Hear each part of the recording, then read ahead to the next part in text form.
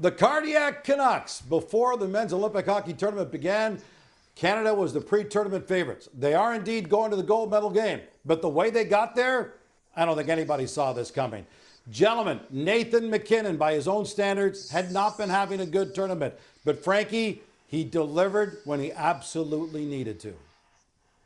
And think about what was on the line. Canada potentially trying to play for a gold medal game. You don't have Sidney Crosby in the lineup. The Czechs played Canada hard. The Finns basically used the same game plan to try and slow down Canada. But Nathan MacKinnon, who hasn't necessarily played his best, whether he's not feeling his best or there's something nagging him, hasn't really had the big moment yet, but in this game, Nathan MacKinnon, he finally has it. He draws the penalty late in the game, a high stick, and eventually ends up scoring the power play goal with 2 seconds left on the power play. A great moment for him, and we talk about it all the time, Craig. Guys have to step up in different situations. Well, we've seen Connor McDavid do it. We've seen Macklin Celebrini do it, and today, Nathan MacKinnon did it.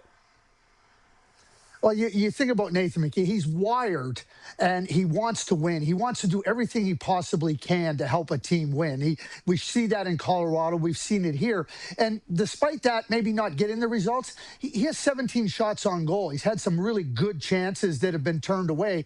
I think with Nathan MacKinnon, and this is where the coaches come into play, getting them settled down. It's not just him getting settled down, but I think when you get him with Connor McDavid, get him with Macklin Celebrini, it takes a little bit of that weight off his shoulders. I mean, you think about big moments, and there could not have been a bigger moment in this game than 2-2, power play, end of the power play, Nate MacKinnon getting himself open. And just the way he kind of slides back, and McDavid sees him perfectly, and MacKinnon shoots that off of 1 foot. He had to have been tired. They'd been out there for 2 minutes plus. But, you find a way to push through your fatigue. You find a way to push through what hasn't worked for you. And for Nathan MacKinnon and Team Canada, it couldn't have come at a better time.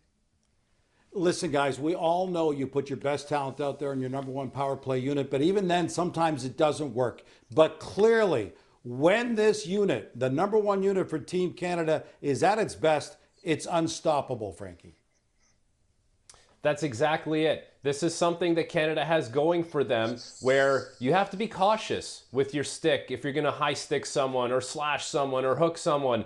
This is Canada's ultimate weapon, is what they're able to do on the power play. And even without Sidney Crosby, it's a next man up mentality. This is the thing that makes Canada so incredibly dangerous, and a big reason why they're going to go to the gold medal game. And whoever they end up playing in that gold medal game is going to have to be very wary about what Canada can do to you if you're going to take penalties. These games are tight. We've seen it now. Craig, it really comes down to who's going to make the least amount of mistakes. If you make a mistake that leads to a penalty, good luck trying to kill it off. You nailed it. I mean, Anton Lundell takes an offensive zone penalty that gets Canada on the power play that leads to the first goal. But Mike Johnson had one of the best lines I've heard during the Olympics. He was talking about Connor McDavid. He said he's been supernova great. And you see in a game, no Crosby, he's wearing the C, and whatever that represents, Connor McDavid represents that greatness. He represents, hey, I can do it. Here he is again, 2 points, 13 points in the tournament. I mean, he's just obliterating the Olympics. And to your point, I thought that Canada, as a whole, not just the top line, but as a whole, they reduced their mistakes. They said, hey, if you're going to beat us, Finland, you're going to have to really do a lot better because we're not going to beat ourselves. I thought they did a great job of that, and that certainly was an important aspect of this win for Canada. Guys, we all know in the game of hockey, speed kills, so you've got to kill the speed when you're facing a faster team. Canada was clearly the faster team. The Finns, though, with a 2-1 lead well into this game, were doing a great job of slowing that down. How did Canada finally unclog that neutral zone and get by that tough Finnish D? Frankie? It became something where Canada realized the rush chances were not going to be available to them. They had to chip it in. They had to have pressure on it. They had to establish a forecheck, and they had to win a territorial game. And Canada started to do that. And you could feel the time and the presence in the offensive zone start to mount. But here's where I think John Cooper really has a big understanding of that. It's a 2-1 game, and now it's a TV timeout. Almost always, coming out of a TV timeout, a coach, it's easy for him to say, I'm going to throw my top players on the ice. First line, let's start the cycle all over again. McDavid, Celebrini, go and attack. Instead, John Cooper understands that there needs to be a little bit of a grind here, so he throws over Sam Bennett, Brad Marchand, Tom Wilson. And Sam Bennett wins the faceoff that eventually, a few seconds later, leads to the goal. Sam Bennett, who took the penalty early in the game, running UC Saros, that led to the Finland goal, atoned for his mistake, and John Cooper had a great understanding of what the team needed at that moment. It wasn't that they needed to skill their way to a victory at that point. They needed to grind their way to a goal, and Craig, that's exactly what happened. Yeah, skill shows up in a lot of different forms, and will is a skill, and physical play is a skill, and pressure is a skill, and understanding how you can wear down an opponent is a skill. Also, strategizing, understanding what's not available to you. How many times do we see teams just kind of keep force feeding something that isn't working? Well, the adjustment that gets made says, okay, we're not going to be able to race through the neutral zone, so we're going to make their defense turn. We're going to make them turn and turn and turn and turn and turn again. And then we're going to apply the body on them. And Canada has that luxury. We talk about the luxury of having Nick Suzuki when Sidney Crosby goes out in that game versus Czechia. Well, they also have the luxury of Marchand, Bennett, and Tommy Wilson, who now can go out and set a different type of tone, who can use their skills and their attributes in a different way.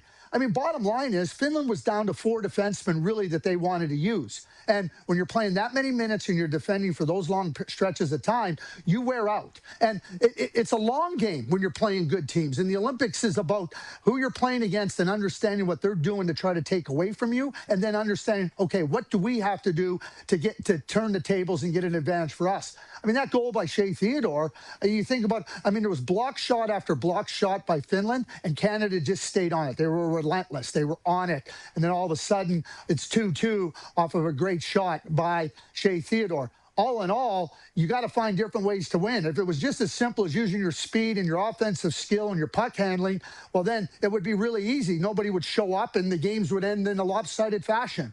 That's not what happens here. There's a lot of different ways to win, and you got to recognize what way you have to use at any particular moment. Clearly, one of the ways that Canada felt they had to use was getting in Saros' face. We talked about Bennett. What about Marchand? Marchand actually knocked Saros. There's going to be an argument made that Marchand got knocked into Saros, knocked him out of the net. He reset, though, before the play was done. What was your take on that contact on Saros from Marchand, Frankie?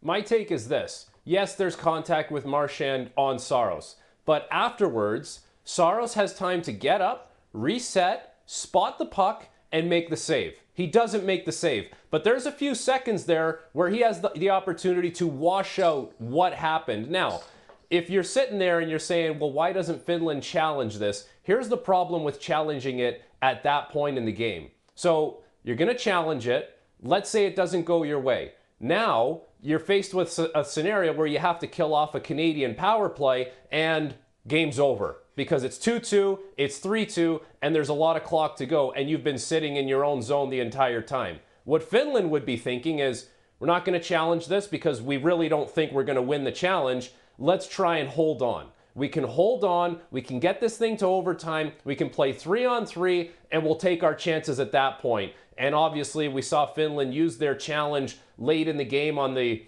potential offside. It wasn't an offside, but that's my take on this, why you don't challenge it if you're Finland. You want to kill the clock and try and get this thing to overtime, 3-on-3, where anyone can have a moment? They just weren't able to do that, Craig.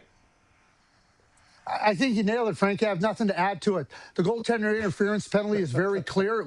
It should not have been challenged. I think that the Finnish coach made the right decision. Bottom line is Marchand got pushed in there. And keep this in mind. Coaches all have, and at this level too, what's going to be goaltender interference? They know what the standard is. No way. Mike Johnson nailed it on the broadcast. He said, no way you can challenge that. And they didn't, and they shouldn't have. All right, we all agree Nathan MacKinnon's the game's hero. He scored the winner, no doubt about that. But there might be some debate about who Team Canada's best player was. Macklin Celebrini, okay, didn't convert, but he had a game-high 8 shots. Craig, could you make a good argument that Celebrini was actually Team Canada's best player on the day? Gino, let me just say this really clearly. There's not an argument for another player. Like an argument could be made. There's no argument for any other player. Yeah, MacKinnon scores the winning goal. Macklin Celebrini was a tour de force here for Team Canada. He could have had 5 goals. If it wasn't for you, Saros, bottom line is he would have had 4 or 5 goals. And with the puck, without the puck, on the grind, on the forecheck, positioning, wherever Macklin Celebrini was on the ice, he was making a difference. You think about the penalty that led to the eventual winning goal. I mean, Macklin Celebrini comes around the corner, slides underneath, gets a great scoring chance. Guess what? It went wide into the corner, and that's where the engagement ended up, and that's where Mikkola ended up getting the penalty. Macklin Celebrini, hands down, the best player for Canada in this game. And yeah, maybe he doesn't get a goal, but when you look at every critical area of the game, Macklin Celebrini owned it. And you know what? I continue to be so impressed by this kid, where we're talking about a game where there's not much room at the beginning and Canada has to find a way to get pucks back and establish their territorial game. And sometimes when you're a young player, like, your tendency is you want to do too much. Or you can go the other way and you can say, you know, you're almost too conservative. You want to play it extra safe. Macklin Celebrini has a knack for doing what the game requires at the right times. He has no problem carrying it in, clean entry, try and make a play. He also has no problem living to fight another day and chipping it in and going and getting it and fetching it. He's got an engine that constantly goes. And for me, I don't know if you guys agree with this or not. Maybe, Craig, I'll throw it back to you. But with the way that Macklin Celebrini stick lifts and hound pucks and how quickly he can get it from a 50-50 scenario to now it's on his stick looking to make a play and get an advantage, I find he's got a little bit of that, like, Pavel Datsyuk in him, where Datsyuk was so good at that, picks your pocket quickly, spins out of a check, and now he's making a play. I see some of that in Macklin Celebrini, but he's such a smart player, and to your point, Craig, like, so impressive every single game, and especially in this one. Frankie, I fully agree with you. The only thing I'm going to remind everybody, go watch the video of Pavel Datsyuk, because Pavel Datsyuk, a lot of people might not remember how brilliant he was with and without the puck. I think I'd call him a lowercase Sidney Crosby, but Pavel Datsyuk is a great comparable for Macklin Celebrini. And Frankie, I think you also nailed it too. Just understanding what's going through a player's mind, your ability to express it. Sometimes you want to do too much. Sometimes you get a little more cautious. Celebrini finds that balance at every turn. Guys, we can't break down this game without talking about Jordan Binnington. Yes, he saw a lot of traffic. He saw a lot of shots in the first period. They're 8-8. They were even in the first period. But after that, he didn't really see a lot. But in fairness to Binnington, Frankie, every shot he saw, he was right there for it. He was still impressive despite not seeing a lot of rubber after the first period.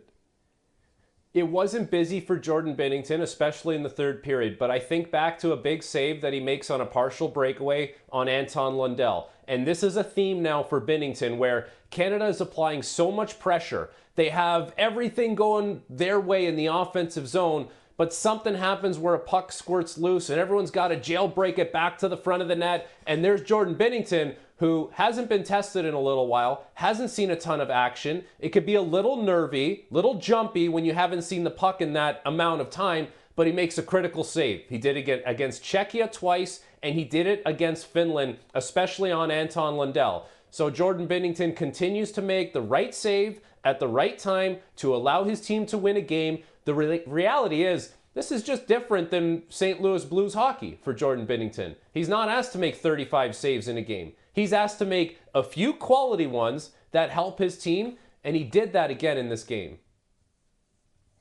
The great Ken Dryden, playing behind those powerhouse Montreal teams in the late 70s, said, I knew against good teams, I might only get 5 or 6 really good quality chances that I have to be ready for. And he said, I had to be ready. And he was. And I think that Jordan Binnington embodies that mindset, embodies that mentality.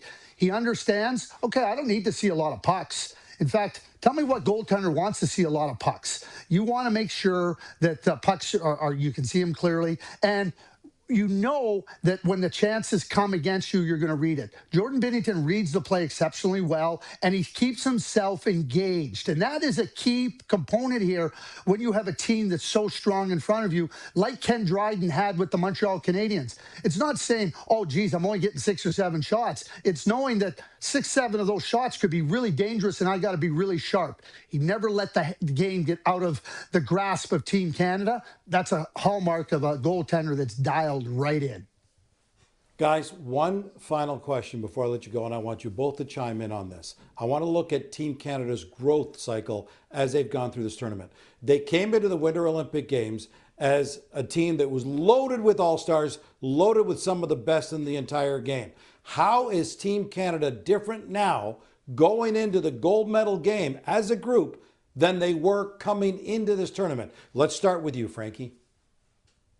My biggest takeaway is this, Gino. They've embraced the fact that they're going to have to grind their way to a win. In order to access the skill component of their game, to get on the power play, to play in the offensive zone, they will have to grind first. We're at that point in the tournament. Maybe it came a little earlier than they thought because the Czechs made them have to grind, the Finns made them have to grind, and now whoever they play in the final, that is going to be the case, especially if it is the Americans. But this is what Canada has learned, is that if they grind their way through things and it's meat and potatoes first and then dessert afterwards, then they get to have fun and play in the offensive zone and do everything that we think Team Canada can do with the puck. That's the takeaway for me. Hardened teams, they've hardened themselves against significant challenges versus Czechia and against Finland. And that's what is required as you go through a tournament when the challenges increase and they become greater. And certainly that is what Canada has faced. If winning was easy, everybody would do it. Canada is not only hardened, but they understand that winning is never going to be easy. They're in the gold medal game. It won't get any easier in that game either. Not at all. And you know what? All eyes now turn to Sidney Crosby. He's got a couple of days to rest. Who knows? Maybe he'll be up and ready to go for the gold medal game. And wouldn't that be something?